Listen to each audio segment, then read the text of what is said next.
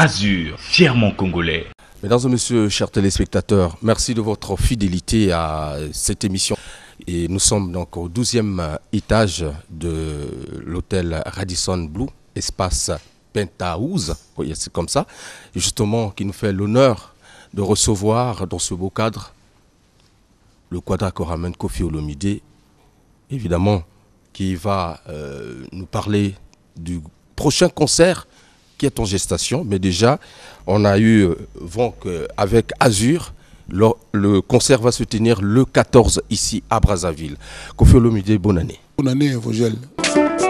Azur, fièrement congolais. Nayoki, le 14, ça la sous pesa sentiment na amoureux. Alors, c'est toujours dans le cadre. Il y a selfie, il y a 13e apôtre. Tout parce que tous les côtés moi et l'amour. Ils ont pour na bolingo. Vie ils ont bolingo, ils ont vité, ils ont cimetière, ils ont liwa.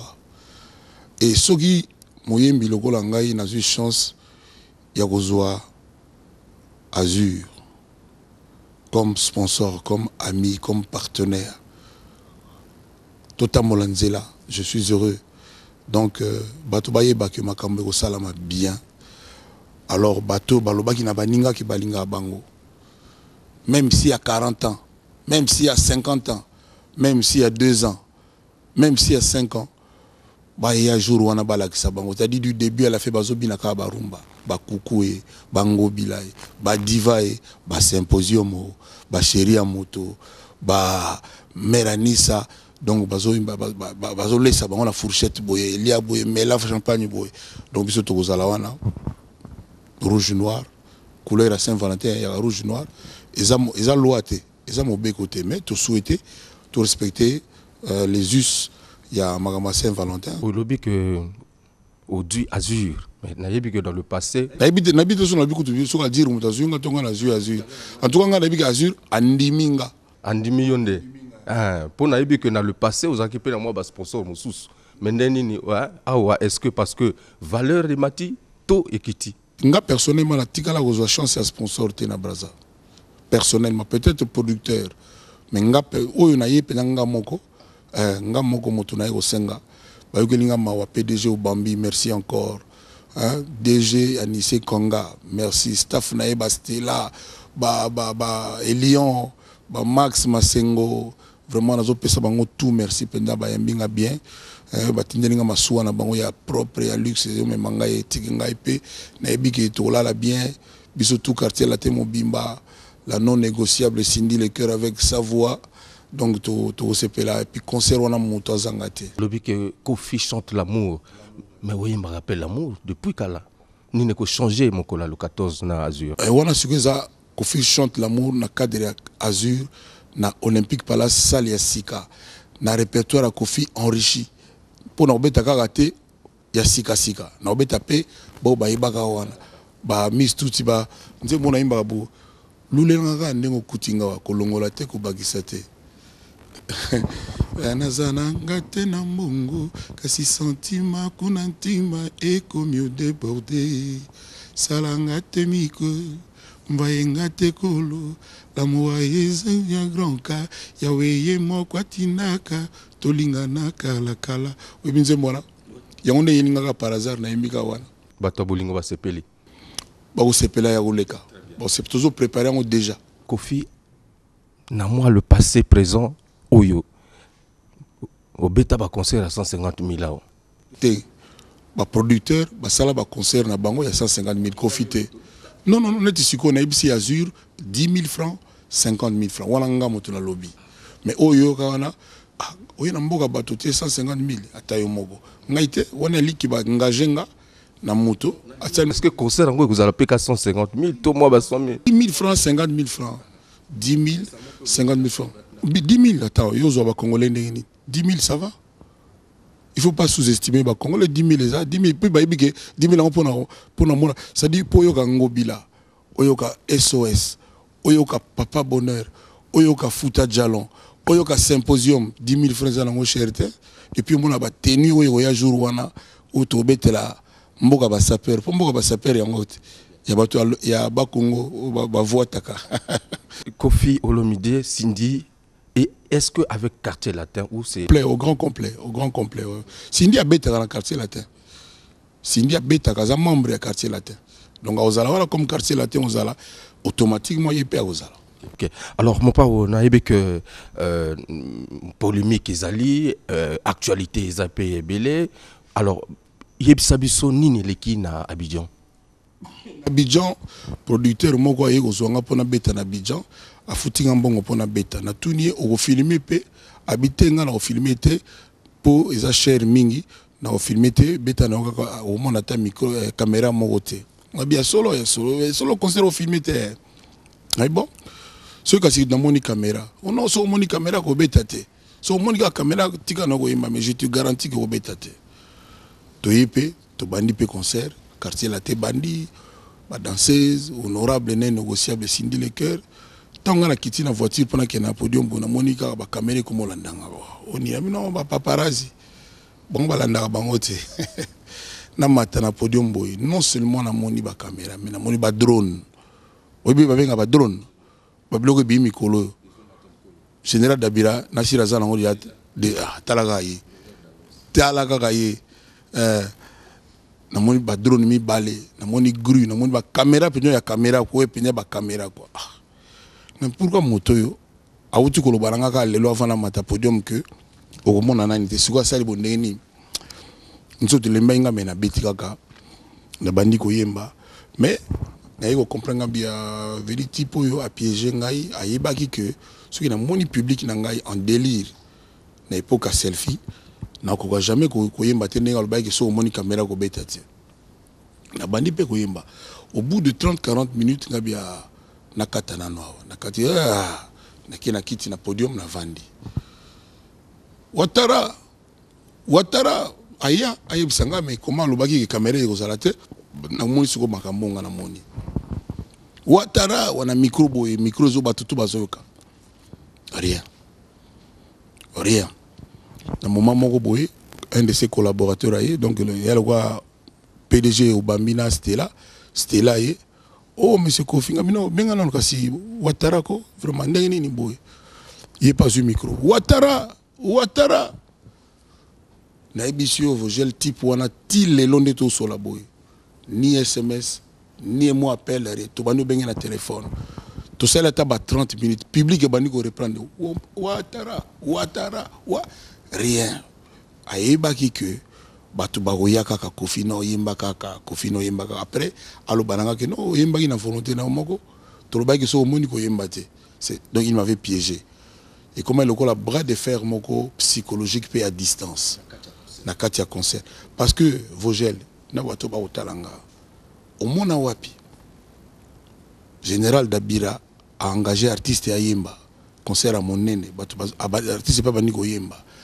malamu artiste à katia ki ovana kiti général Dabira s'est posé même question te atini même motote tout nano artiste il a un malaise, qu'est-ce qui se passe, il a une cassure de voix ou quoi, tu as vu ça où, le type là rien. C'est parce que moi je disais Ouattara qui montonnaille John G. Aye. Et le John G. là lui-même commençait à l'appeler. Tu te rends compte un peu, Aye Gozonga dans l'hôtel, pas même dans la salle, Aye Baki qui a foutu mbongo pour louer ba drone, ba caméra, a foutu ba caméraman, c'est une société de production professionnelle.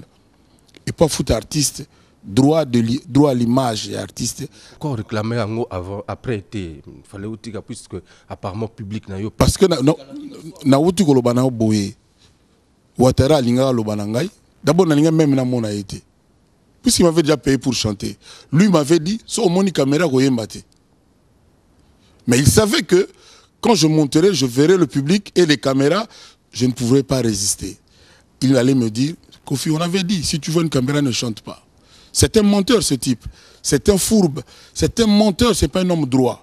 Il dit tu verras pas de caméra, il loue des drones, il sait que l'artiste va voir des drones. C'est un défi. Est-ce que discréditer témoin, voilà côté. Aujourd'hui public est comprendre. Moni, tous les incidents où il y a un concert, vous avez tout l'habitude de condamner les artistes.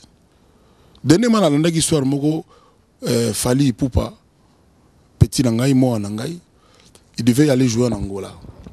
Bah, Fouta Mbongo, mais à qui a bétité. Fallait a dit à la télévision, moi je vais aller rejouer en Angola. Type on a sougu a dit que Ngaza voleur a Fundangana au Angola. C'est comme moi je dis à Ouattara, le 27 et le 28 février, je refais le concert d'Abidjan. Ce qui a dit que Ngaza voleur a Fundangana au avion à Abidjan, bongo bakangangai. Et je serais content qu'il y ait fou dans la justice. Pour justice, vous avez tort, Kofi a raison. Ce qui est zagi escroc, dans ça, 2 jours, 1 mois, 3 mois, après, il n'y a pas de problème. Alors, Lelo Azur. Donc, rendez-vous est Ali, le 27 et le 28, Abidjan.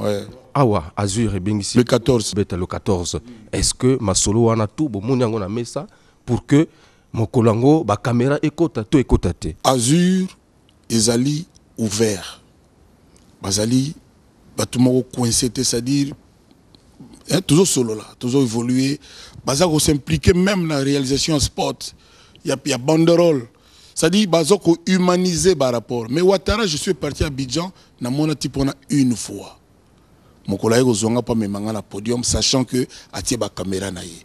Avant ça, et après ça, je ne l'ai plus revu, il ne m'a jamais appelé. C'est un type qui est méprisant, qui ne considère pas les artistes.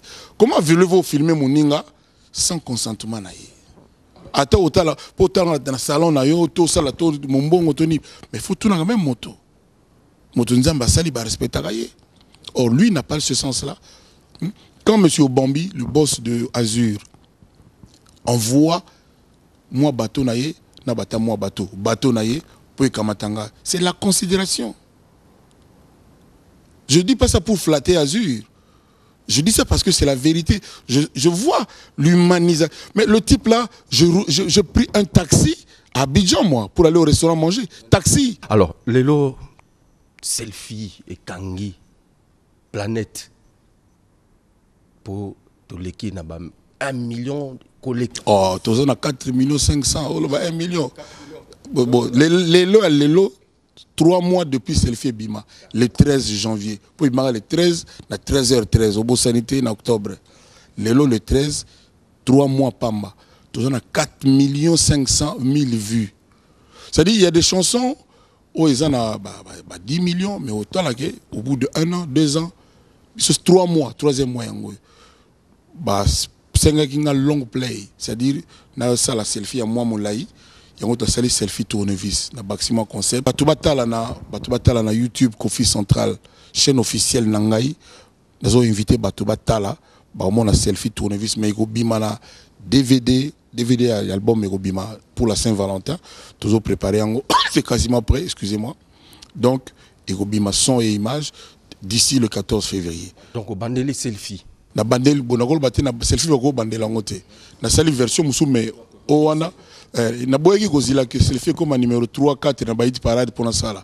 Pendant que toza premier partout, né na sali selfie tournevis pour batuba baki sa plaisir. Pourtant il y a 39 titres na Katia 13e apôtre. Mais selfie l'unique chanson qui reste un peu plus. Mais au moni roga leader ya star ya Congo lelo. N'en déplaise à certains, je n'ai rien contre quiconque. Album na na ibi contentieux. Abakisi maxi single Oyekoya Eya. T'es dans une époque il y a contentieux wana. Tout ibi contentieux. C'est-à-dire l'album na biso za lokola avion, il faut pilote azala. Pilote il y a 13e apôtre comme on a selfie. Il y a roga comme on a contentieux. Il y a Moussou Naoki, c'est-à-dire l'album tout il y a toujours un générique où il y a un liboso. Ça ne veut pas dire que tu vas faire symposium. Il y a un symposium. Générique na trop musique éthique baninga na se. Tes problèmes exact. Problème exact mais bato bazo yoka album, bato bazo ka verticalement. Ah. Bato bazo ka verticalement. Bato bazo ka chéri en moto. Bato bazo mpesa ta oyo ka première dame. Bato bazo ka Kobetox on a emina Ferregola. Bato bazo ka Moana. Il y a rien à envier. Générique ça, générique yali lokola bato ba kenal boso benga wanani ba sodo ba kinava wana. Comme on a tellement les éclaireurs. On est à selfie. C'est-à-dire que Fungola, Baninga na Nzela pour Baleka. Voilà, c'est le quoi. Même dans Banzema Mindele, il y a toujours une chanson, Batiakango les trop avant Baninga Mosusu. Goloba qui apôtre atteindre l'objectif naïe. Binonde Bogoloba, mais vous avez précédé, ça ne fait que 3 mois. Au Moni, on a ce exemple Moko. Tolobi a selfie comme il a 4 millions et quelques mille vues en 3 mois. Disque n'a bimaki jour mo on a disque ya moto mo na Air Kelly na États-Unis avec les moyens américains. Que nous avons na YouTube, il y a on a 2 millions et quelques. C'est pour vous dire. Sauf que na iTunes mondial, au la classement il y a selfie. Nous devrions être fiers, nous les Congolais, de ce qui arrive aujourd'hui. Musique n'a pas Nigeria, parce que le Colo Bani Tango. Les loyaux, bango tout bazo tala bazo raisonner. Bazo tala bazo raisonner. Donc c'est ce qui se passe est bien. Donc Jourouana avec Azur, non seulement bazo banzi ba Kofi ya kala balingaka ba diva, ba ngobila, ba Kowet Rive Gauche, mais bazo appelé selfie, bazo appelé symposium, bazo appelé Meranissa, bazo appelé Chéri à moto, bazo appelé Zaina City. Donc encore une fois, selfie est le col éclaireur, bango bakindara liboso, au moins l'air ba terroriste bayaka, ba type mongo bayaka avant, ba des mineurs, ba nana de combien après aller assaut et côté. En tout cas, le rendez-vous est pris pour le 14 février ici avec Azur, en tout cas, qui nous fait l'honneur de célébrer la fête de Saint-Valentin avec Kofi Olomide. Et également, je remercie infiniment Eric Obebond, toujours au maximum, qui est derrière justement la grande réalisation, et Chanel Kifuni, Stella Bongo, toujours d'Azur, et tout le personnel de Radisson Blu qui nous a permis donc de réaliser cette émission dans des bonnes conditions. Kofi Olomide, je pense que Toroku Tanara Kalamingete. Yo pesi merci na batuna yo ngala lobate ngokata. Alors bizaleli vraiment, ça dit batrogo là-bas Hugo Londele, ba Vincent Gomez, ba bienvenue au coma. Hein? Marco Sofeu, batrogo là-bas ba Elion wana. Nako pesa ba mpe motete. Ba Hermès Bantimba ba petit nangai ba boss nangai on a benga my boss, c'est-à-dire Sarandenge. Mona ya lobi stoppé. Ah, talano yemoko général ndenge. Yo lobi est pris ngokata. Ah non, bon ça va, mon général, t'as stoppé. C'est bon. Allez temporiser. Bila lobby stoppé. Allez temporiser. Chuma. Bila lobby stoppé. Allez temporiser. Le boss Paul Obambi. Sur la photo. Tout c'est comme ok. Boukafingo. Écoutez,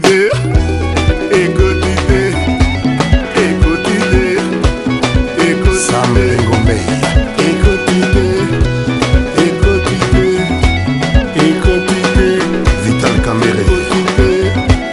Écoutez, on va selfie. Écoutez.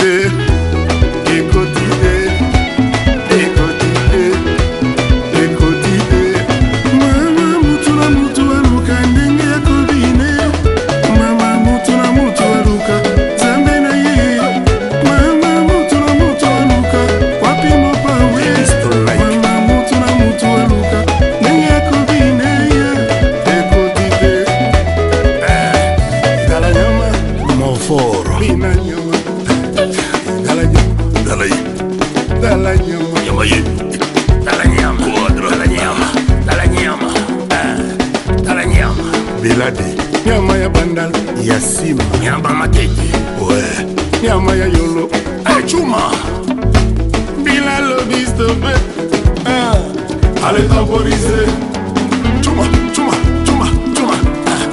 nenge lobby stoppé ça allez temporiser commande photo Buka Kingo toi c'est comme ok la selfie.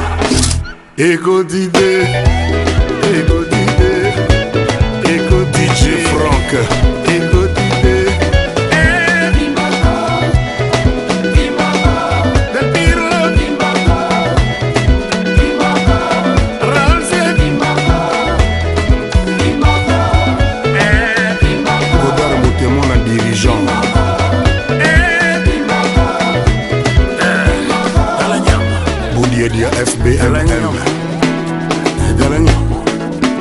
Nyama ya Londres, Martin Chamoulesu, nyama ya Brazil, nyama ya Paris, dala nyama, nyama ya Brazza. ouais, Moïse Katumbi,